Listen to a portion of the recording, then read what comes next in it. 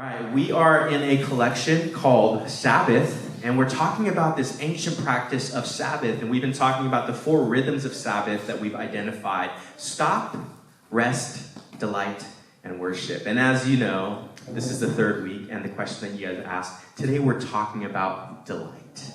Okay, let's start off with a quote by Timothy Keller, my man TK, all the way from New York, now retired, living his best life. He says this: because the world is full of ugly things, we need the Sabbath to feed our soul with beauty.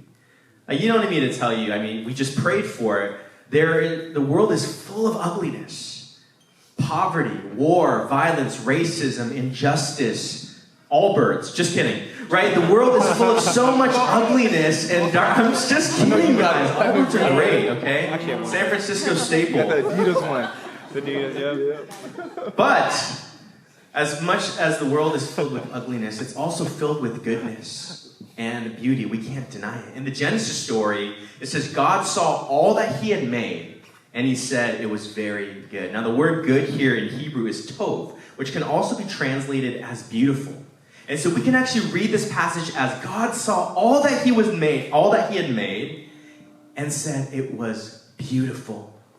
But all too often, if you've been living for as long as I have, you know that the beauty that's in the world is often overshadowed by the ugly. This is why Jesus said in John 16:33, in this world, you will have trouble. Not you might have trouble, you may have trouble. No, you will have trouble. And if you've lived long enough, you know that trouble always seems to come around. Sorrow will come with or without our permission, but joy is something we have to choose again and again and again. Here's the thing: sorrow is inevitable, but joy is not. It's something that we have to choose. Now in Scripture, joy is both a noun and a verb, right? It's a noun. It's something you feel. It's something you experience. But it's also a verb. It's something that you do. There is such a thing as to joy. See, there are seasons and there are times when joy comes easy, when you get that promotion at work. I don't know how dating apps work, but when you swipe and someone swipes back, is that how it works? I don't know. I'm aging myself. I'm dating myself. When that person you asked out says yes, when your favorite TV show comes on, when your child is born, there are moments and seasons where joy comes easily and naturally. There's a grace for it. But how many of you know there's also times when joy must be a discipline? An active choice that we make in the face of sorrowful circumstances. Richard Foster, he calls this the discipline of celebration. Doesn't that sound horrible? A discipline of celebration. Have you ever thought of celebration and joy as a discipline? You know, like the way prayer or fasting or scripture are disciplines, do you intentionally practice celebration in your life? Do you intentionally practice celebration as a means to which God forms you and disciples you and transforms you? What Richard Foster is saying is that we don't become joyful people by accident. Unless maybe you're an Enneagram type 7. But even us, you don't become a joyful person by accident. No, we have to intentionally carve out space in our lives for joy and delight and celebration to become the joyful people that God has called us to be. And so today, the premise of my entire message is this: Sabbath is a discipline of celebration. It's a delivery mechanism for joy and delight. It's something we intentionally do to make space for joy and delight in our lives instead of just waiting for it to breeze over us like the San Francisco Bay wind. I don't know where I was going with that, but something like that. It's one of the most important ways in which we become people who are full of joy. Y'all with me? All right, let's go to Genesis 1:31, 2-3. We've been reading this 3 weeks in a row. Are you proud of me? We've been diving into the same scripture for 3 weeks. We're going in deep. All right, Genesis 1:31. It says, God saw all that he had made, and it was very good, or very beautiful. And there was evening, and there was morning, the 6th day. Thus the heavens and the earth were completed in all their vast array. Now by the 7th day, God had finished the work he had been doing. So on the 7th day, he rested, or Sabbathed, from all his work. Then God blessed the 7th day and made it holy, because on it he rested, or Sabbathed, from all the work of creating that he had done. Now, we've been talking about this. The word rested here in Hebrew is Shabbat, which can mean to stop all work. It can mean to rest, but it can also mean to delight. On the seventh day, God delighted in all his work. Now, I know what you're thinking. See, already our mind, where it's going is, we think this idea of God was so burnt out and he needed a break. Like us, right? When we get to the week, oh my God, I can't wait for the weekend because I'm so tired and I need to catch up on my rest, I need to catch up on fun. But it's not like, oh my God, thank God that the weekend is finally here. This is more like the feeling you get during moving day. You finish unpacking all your stuff and arranging all your furniture, and then you just sit and enjoy your new home. Right? This is that feeling you get after you complete a work project that you've been working on for months, and then you and your team go out to celebrate. Right? This is after a long-awaited marathon training process that Kevin went through. You run that race, and you finish that race, and you feel good at the work that you had done. You know, back in the day, I can say that now because I'm 35. Back in the day, when I was a musician and I was a recording artist and I was touring, one of my favorite feelings while working on music was right after I finished. And I never quite felt like my music was perfectly done, but at some point you just have to say, it's done, I'm going to put it out. My favorite moment was when I finished a song and I just got to listen to it. My thing would be I would burn it onto a CD. I'm aging myself again. I'd bring it into the car, go for a drive, and just listen to the music that I had created and enjoy it because I had worked hard on it. I'm not as handy as someone like Fatai or other people in our church, but I'm really good at IKEA furniture. I am so good. If you need help with IKEA furniture, I got you. And there's this feeling about when you've been working on IKEA furniture all day, and it takes me all day. It's only supposed to take an hour, but it takes me all day. And you just finish the work of your hands, something that you had done, and you get to enjoy the work that you had put in. This is the kind of delight that they're talking about. Not, I'm burnt out, and I need to fall onto the couch and just binge because I'm tired. No, God was delighting in his work, not because he was weary, but because he wanted to experience joy. Scripture says God blessed the Sabbath. Now, the word blessed here is barak, which can be translated into making happy. Sabbath is to be a happy day. Look to your neighbor and say, happy. Happy. I felt like some of y'all got happier from that. Sabbath is supposed to be a happy day, an entire 24-hour period set aside to follow God's example, to stop, to rest, and to delight. I know we got some kids in the audience, but Eugene Peterson, the translator of the Message Bible, Eugene Peterson once said, "A day off is a bastard Sabbath." Right? Sabbath is so much better than just a day off. It's so much more than just a break from work. It's a day devoted to celebration and delight, a day to immerse ourselves in beauty and wonder. Binging Netflix all day is a bastard Sabbath. Scrolling through TikTok all day is a bastard Sabbath. Having your mind preoccupied with all the work that you need to get next week done is a bastard Sabbath. Running errands and doing chores is a bastard Sabbath. It's a poor imitation of what God intended this day to be. Dan Allender, who writes a lot about Sabbath, says the Sabbath is an invitation to enter delight.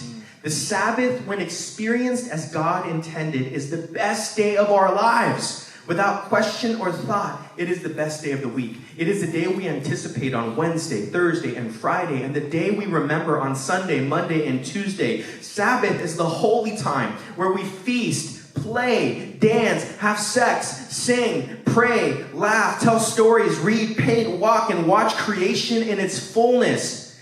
Few people are willing to enter the Sabbath and sanctify it, to make it holy, because a full day of delight and joy is more than most people can bear in a lifetime, let alone a week. Sabbath is a day when the joy of God's coming kingdom is celebrated now rather than anticipated tomorrow. It's a day to pop open the good wine, to eat your favorite food, to do the things you've been wanting to do in the company of your favorite people. Sabbath is an invitation to enter into delight.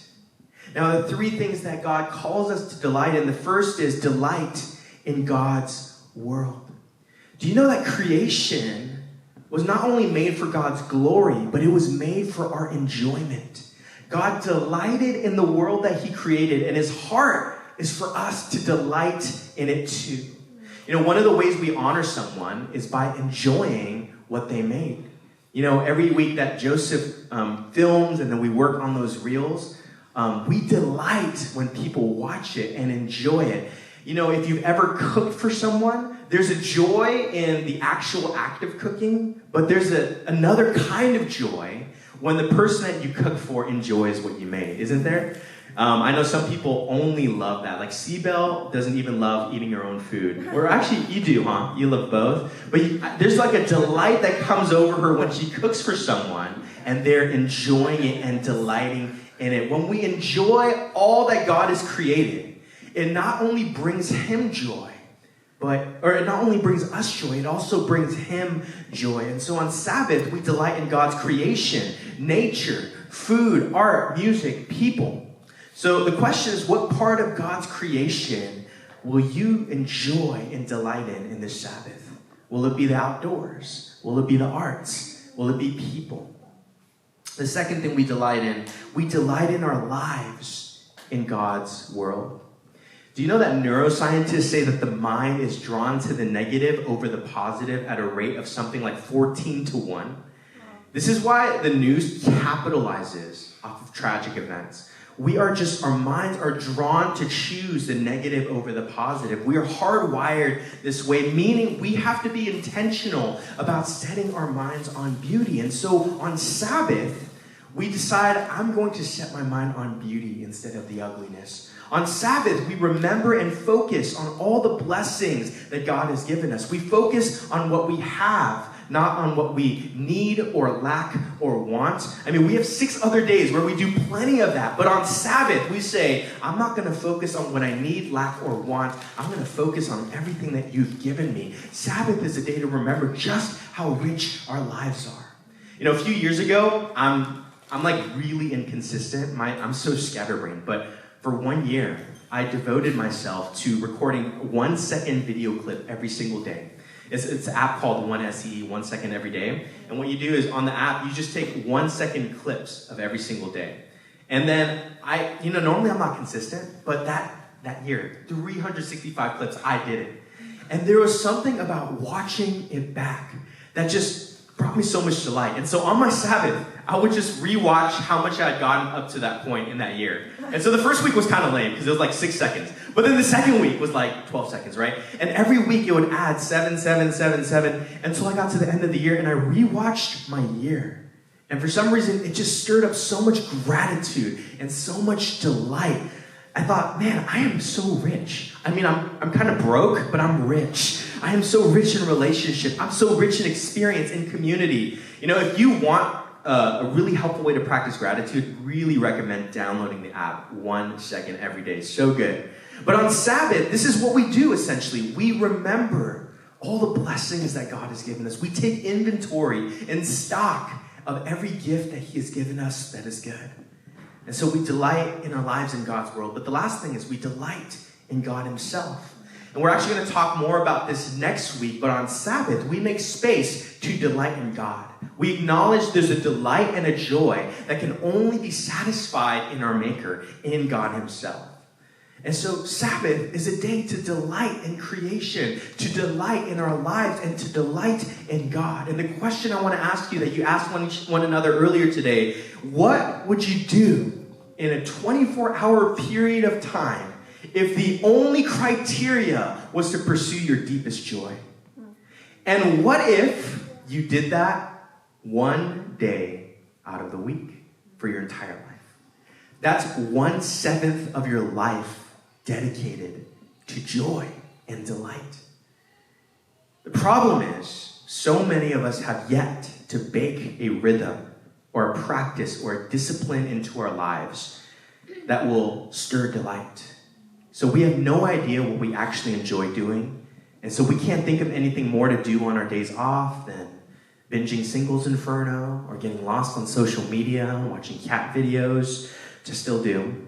I can't tell you how many people I've asked, what do you enjoy doing? For them to say, I don't know, like just chilling, I guess.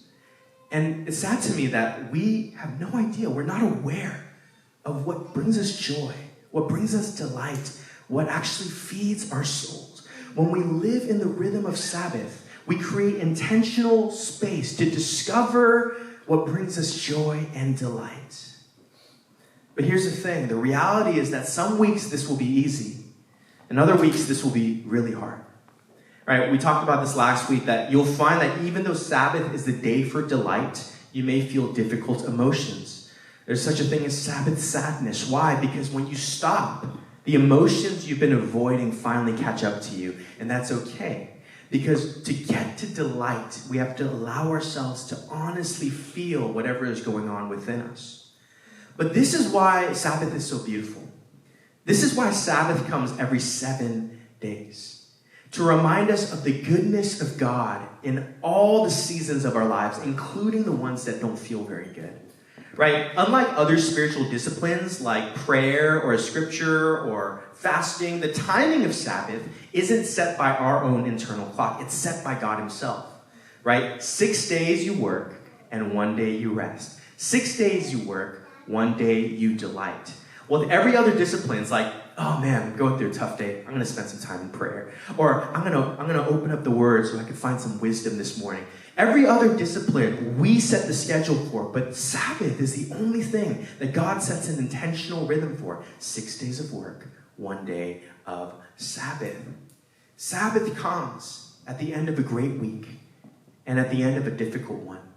Sabbath comes when we finish all of our to-do list and when we're super behind and haven't done a single thing. Sabbath comes in the summer and in the winter. Sabbath comes when all is well and when our lives are falling apart. And so because of this rhythm, no matter what kind of week or season that you're in, we have a season where we have intentionally devoted a day that we've intentionally devoted to rest and delight in God. Sabbath comes every week to remind us that it's okay, that we're not okay. In those seasons of the dark night where our prayers are unanswered, where our dreams are over, where we feel the absence of God's presence more than his availability, the Sabbath comes regardless. And with it, a sense of peace and trust that God is coming despite our circumstances, that joy is coming despite the darkness of night. Sabbath reminds us that God and rest and joy and delight are coming.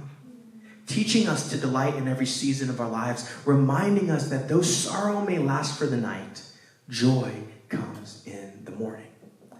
This is why Sabbath can't just be, oh, I feel like Sabbathing this month. Or like, this week feels convenient to try Sabbathing. When we bake Sabbath in as a discipline, saying no matter what, every week, this day, this 24-hour period or 12-hour period, I'm going to devote to rest. Something about that creates a rhythm in our lives where regardless of what we're going through, we can trust and remember that God has my back, that he has my life in his hands. Sabbath doesn't work as a haphazardly done thing. It only works when we're consistently doing it. And so today, there are 2 very simple action plans that I'm going to leave with you. And they're really fun because today's all about delight. And so the first one is this: plan a Sabbath feast. A traditional Jewish Sabbath always began with a feast. They would gather their close family and friends and kick off Sabbath with a shared meal celebrating life together. And so get together with loved ones, and your only mission is to just feast and enjoy each other's company, whether it's with 2 or 20, whether it's dinner on Friday night or lunch on Sunday afternoon after church. And you know what? We're going to give you a freebie. We're actually going to do a Sabbath meal together next Sunday at Spark Social after church, 99 Social. We're going to set it up for you. But my challenge to you is do it on your own. Gather some friends, gather some loved ones, and begin your Sabbath or end your Sabbath or during the middle of your Sabbath, get together and feast. If we follow the ancient Jewish structure, this is actually some suggestions of ways that you could go about it. Number 1, you could light 2 candles. And so you know it's not just a dinner party. We're actually doing something intentionally here. And the two candles actually symbolize one for remembrance and one for observation. One, we remember why we Sabbath, that God rested on the seventh day, that God freed the Israelites from Egypt, from slavery, and I'm no longer a slave to my work. I'm no longer a slave to the things that I own. And then observe, we keep this day holy. We're doing this because we're setting apart this day, making it sacred. Another thing you could do is read a psalm, right? Read a liturgy together, go through a Bible verse, and just set the day off with that.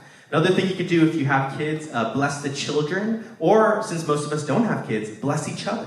Just spend a little bit of time praying over one another and blessing each other.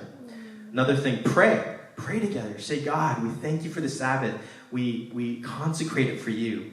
And then the most important thing, feast. Like, eat good food. Drink good wine. Have a good time with each other. I've been seeing all you guys on social media doing that lately with each other, and that makes me really happy as a pastor. More than you guys, I don't know, coming to church on Sunday and worshiping, there's something powerful about getting together around a table and eating together. Another thing you could do is share highlights of the week where we can maximize remembering and delighting in our lives in God's world. Share what you're grateful for. If you guys remember when we did Seder, we did Dayanu, which actually translates to, it would have been enough, but. And that's a cool thing that you can do in a meal. It would have been enough if I had just gotten through the week, but I had this really amazing moment when I visited that museum and I got inspired, right? It would have been enough, but. And then just celebrate life together. I love, there was a CG season that Dan planned at the end. We did 15 toasts or something like that, where we just toasted to something that God did beautiful in our lives in that season. And that was my favorite CG. I mean, I love all CGs, but that was my favorite CG that I've ever had. And there's something about coming together and celebrating life together. So that's your mission, your action plan this week. Plan a Sabbath meal. If you don't do it, we got you on Sunday.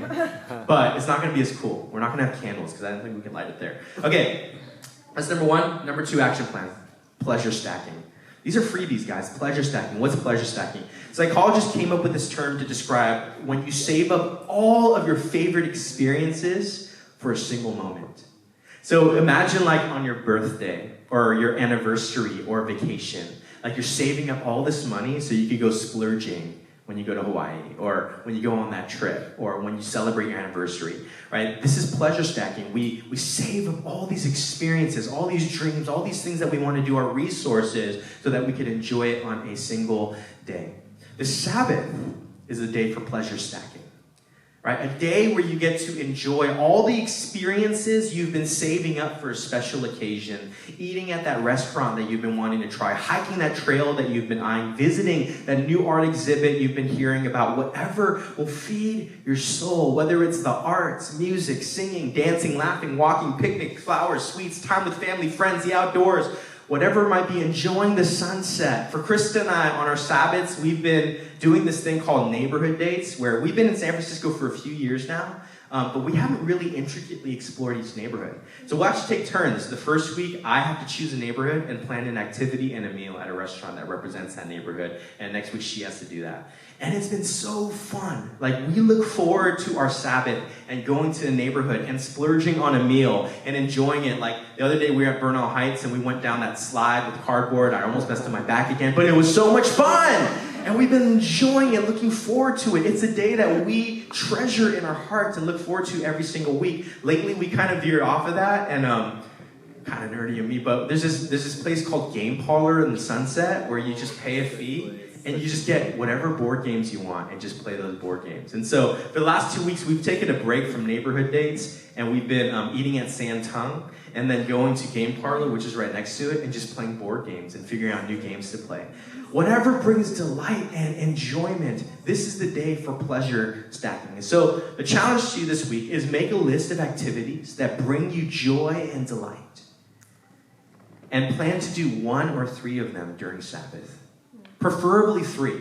Or you could be okay and do 2, but don't do 1. Don't be lame. Do 3 at least, okay? And so this is the day where we pleasure stack. And the questions that you could ask yourself are this: will it merely be a break or joy?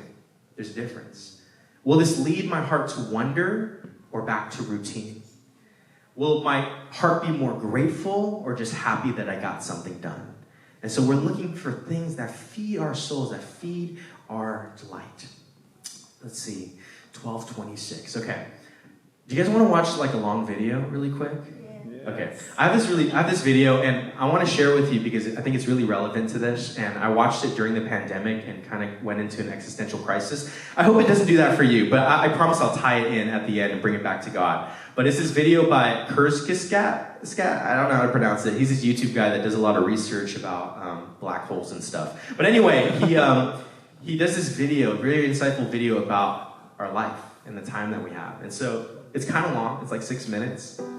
About 1 in 20 people watching this video will get to live to 100. Let's assume you are one of the lucky ones, which means you had a total of 5,200 weeks of life at your disposal when you were born. You spent the first 600 weeks of your life being a kid and 400 being a teenager. During this time, you were pretty useless for society and also not very free to make your own decisions. As a payoff, you were somewhat spared from the consequences and responsibilities of adulthood. Mostly because well-meaning adults protected you by cleaning up your mess and giving you time to find yourself. This time is necessary to make you, at least in theory, a functioning human, although most people probably don't feel like that after puberty. In any case, by the time you're 20, over 1,000 of your 5,200 weeks have passed. Depending on what you aspire to, at this point you're either working already or have entered further education. The amount of fun you can have in this phase of your life varies a lot. If you pick up a trade or need to work to support yourself or others, the serious side of life begins earlier. If you go to university, you get to push back work life a bit longer. In any case, most people start working for real in their 20s at the latest, which begins the productive or potentially grindy or soul-crushing period of your life. People tend to work until the age of 65. Which means that you'll spend at least 2,000 weeks of your life with serious adult work, hopefully in a job that makes you feel good and appreciated, or that makes the world better. This is such an important thing that we'll look at work and how you can try to find a satisfying career in another video. This is the main block of life for most people, the time when you might have kids and travel a bit, and climb the career ladder, and build a house, may get divorced and fall in love again. In this phase, you transition from being young to middle-aged to old. Not old, but the young old of your 60s. At 65, you've used up 3,400 of your 5,200 weeks. The last phase of your life begins. If you've managed to acquire enough wealth to retire, in theory, you're now free to do whatever you like for up to 1,800 weeks. But of course, this is not how it works for the majority of you watching this video. 19 out of 20 people will not live to 100. The average lifespan in the US is 79. In Germany, it's 81. In Japan, 84. In Brazil, it's 75. If you die at age 80, which is still not bad, you only have 780 weeks of freedom after you retire. That's roughly as many weeks of freedom as an old person as you spent as a child. Unfortunately, disease and the tiredness of age trip you up here, because with old age, the human body begins to decline sharply. For example, the vast majority of cancer-related deaths occur in people over 70. If you bet all your fun cards on being free and happy in your retirement, you might be bitterly disappointed. And all of this is still assuming things work out and you even get to grow old. You can drown in a pool at age 7, get cancer at age 32, die in a car crash at age 48. You can fall from a ladder at age 60. Every day the universe rolls a bunch of dice for every human, and every day someone somewhere on this planet rolls a critical failure and their life ends that day. The older you get, the more dice are rolled for you. Usually when you swim through the ocean that is your life, you don't think about all of this too much, and that's fine. Life is engaging enough by itself, and the future is this undefined weird thing. But thinking about it from time to time is helpful in refocusing on what you want to do and to minimize regrets you will have when you look back. And to remind you that if you don't use your time today, you might not get a chance to use it tomorrow. Life is complicated, and it's hard to make decisions between all the things and people that are important to you. This has become painfully obvious to billions of people during the coronavirus pandemic. If you respected social distancing, so many things that we took for granted were not available anymore. Traveling and public places and eating out and seeing friends and meeting new people. Spending time together became limited and precious. But actually, the time you have with the people you love is already precious. Think of your parents. As a child, you spend basically every day with them. Your time spent together begins to decline as you transition and become a teenager and fight to develop your own identity. But as teenagers, you probably still see them regularly, which changes as you enter your 20s when most people move out, for university, for work, or just to be on their own. If you're making an effort to be with your parents for 2 full weeks each year for the rest of their lives, which covers the main holidays, birthdays, and a bit extra, you still have already spent more than 90% of the time you will ever spend with them, even if they grow pretty old. If they die earlier, or if you see them only a few days each year, this number shrinks even more. So, in all likelihood, the vast majority of time you will ever spend with your parents has passed.